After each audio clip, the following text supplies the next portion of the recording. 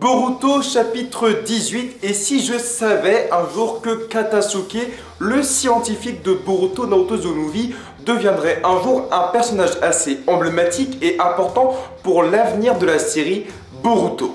Katasuke est avant tout le scientifique qui a conçu l'outil ninja, donc le fameux petit bracelet qui peut faire en sorte que n'importe qui puisse utiliser du Katon, du Suton, du Raiton, du Doton, du Futon ou même un petit Rasengan en passant par là. Aujourd'hui, Katasuke revient un peu sur le devant de la scène, qu'elle n'est pas seulement l'ambassadeur de l'outil ninja, mais il a créé plusieurs petits outils à droite, à gauche, de nouvelles technologies, et il est plus ou moins et indirectement le tuteur de Sumire Kakai, qui est la déléguée donc, de Boruto au point de vue donc, de l'académie, et Sumire était complètement inconnu du manga papier jusqu'au chapitre donc numéro 18 où Sumire a fait sa première apparition. Mais avant tout, tu vas me dire qui est Sumire Kakai, la déléguée donc de Boruto.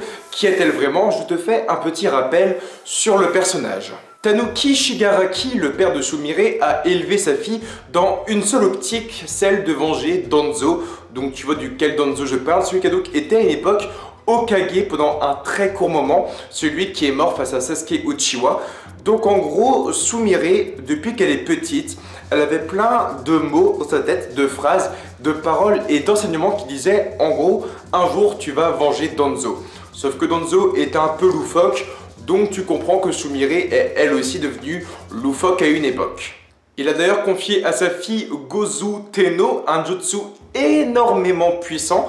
Et on voit que maintenant Sumire contrôle d'ailleurs le Nue. Donc le Nue c'est pas n'importe quoi, c'est quand même une légende japonaise assez énorme. C'est donc une sorte de monstre mythologique japonais.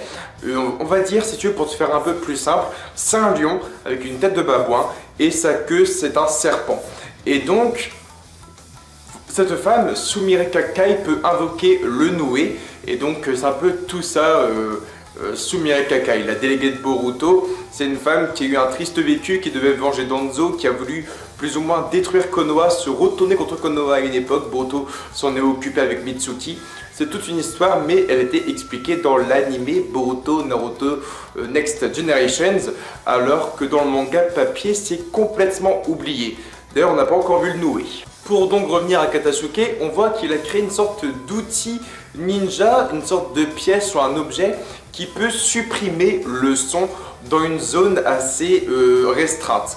Et il se dit en gros peut-être que cet outil pourrait être important pour l'infiltration des ninjas. Tu actives cette chose, le son disparaît complètement et tu ne peux pas entendre en gros les ninjas qui s'infiltrent. C'est un outil assez important, ce n'est pas que tout le monde devient muet, ce n'est pas... Un autre problème, c'est que le son disparaît dans une certaine zone. C'est un outil assez important pour le côté ninja. Alors en gros, c'est un objet qui est carrément ici pour de l'infiltration. Katasuke lui le dit lui-même carrément. Mais est-ce que l'outil d'infiltration ninja peut être utile si l'ère des ninjas arrive à sa fin? On voit aussi qu'il a également créé une sorte de bombe, une bombe paralysante et aveuglante. Elle fait les deux, c'est aveuglante et paralysante, qui va d'ailleurs mettre en difficulté Mitsuki et Boruto en quelques secondes. On voit que Mitsuki et Boruto passent de mecs très confiants et on va dire très offensifs sur Sarada à des personnes qui sont complètement déséquilibrées et pris en otage par Sarada en quelques secondes. Donc c'est un outil qui là peut complètement retourner la situation d'un combat en quelques secondes. Et alors que le chapitre 18 approche de sa fin, de son climax, on apprend en finale que Naruto Uzumaki, le Nanadaime Hokage, le 7ème Hokage, contacte l'équipe numéro 7, Mitsuki, Sarada, Boruto, à l'extérieur pour leur dire voilà, j'ai une nouvelle mission pour moi, abandonnez la mission actuelle et dirigez-vous vers le fameux dirigeable donc, qui s'est écrasé. Là-bas, il se trouvait Konohamaru Sarutobi, votre sensei, et il ne répond absolument plus. Et lors du chapitre 16 ou 17, Konohamaru se faisait attaquer par un membre de l'organisation Kara et peut-être même du corps qui était présent dans le cercueil. Donc Konohamaru ne répond plus du tout aux appels de Naruto. Est-il mort? Est-il vaincu? A-t-il été kidnappé? On ne sait pas. Mais Boruto, Mitsuki et Sarada vont partir donc en direction de ce fameux dirigeable parce que Naruto et les autres unités de Konoha sont un peu trop loin et que Boruto est le plus proche du dirigeable. Donc en gros il dit voilà, situation d'urgence, c'est une mission très importante, abandonnez la mission avec Katasuke et partez voir si Konohamaru est vivant, si Konohamaru n'a pas eu en gros de gros dégâts et comment va son collègue aussi puisque son collègue ne répond plus. Donc on va avoir la première rencontre, c'est quasiment obligatoire, de Boruto avec l'organisation Kara. Forcément, la première rencontre sera complètement lourde et historique pour Boruto, puisque Boruto a un œil assez spécial qui a un lien avec Toneri et le clan Otsutsuki, mélange de Byakugan, sûrement un nouvel œil aussi, qui n'a pas vraiment de réponse pour l'instant. On a aussi un Boruto qui a une marque maudite maintenant sur la main, donnée par Momoshiki et Kinshiki Otsutsuki. On sait que Kara fait des recherches sur toutes ces fameux sceaux, tous ces fameux tatouages en gros du clan Otsutsuki. Kara connaît Otsutsuki, il connaît aussi maintenant le côté Konohagakure, c'est un peu la nouvelle organisation méchante. Et on sait avant tout que Kawaki donc, pourrait bel et bien venir de Kara. Donc on aurait même peut-être la première rencontre de Kawaki de Boruto, on ne sait pas. Mais en tout cas Boruto va avoir un gros lien avec Kara, il est même possible qu'un jour Boruto rejoigne Kara, c'est carrément possible.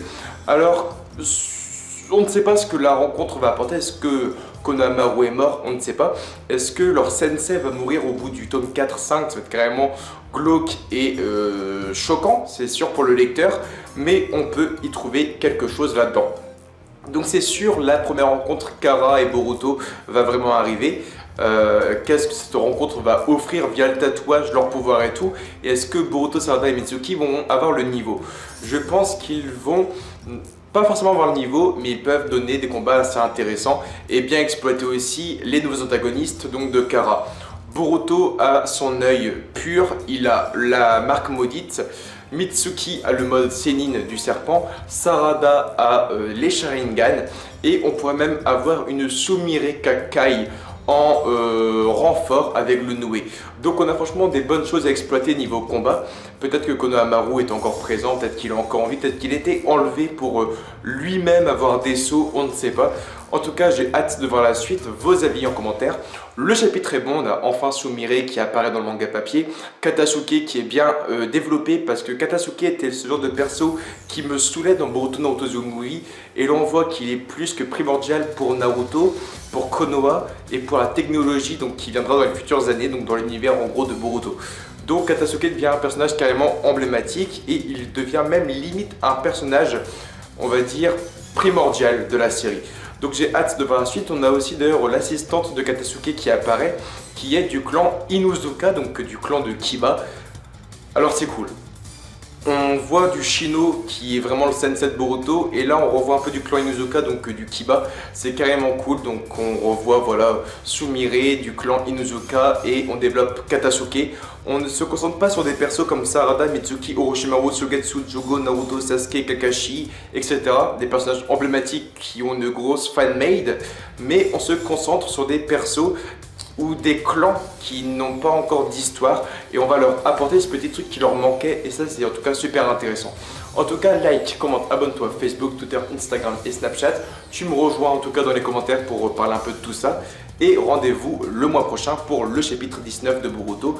Information en bas donc à droite de l'écran sur la sortie du prochain tome de Boruto. Diana et bonne soirée.